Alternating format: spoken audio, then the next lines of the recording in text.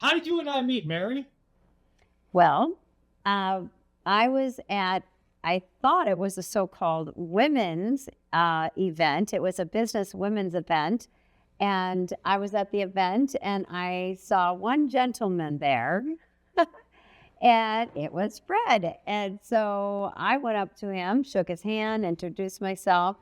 And I was very curious. Oh, so you're the first man that I actually see in this women's group. And he said, well, that's because I kind of pushed the dial on things. I invited myself. I asked, and they allowed me in.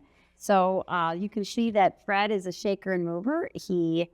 Um, he doesn't have limitations. He just kind of plows through, and if he has a vision in life, he definitely uh, goes right after it. So that's how we met. It as actually it was called Women's Business in Daytona. Women, wasn't it called Women's Business in Daytona? Do you remember Hmm. that? Yeah. Yeah, And then I ended up becoming a vice president for a year in that. It was a great experience.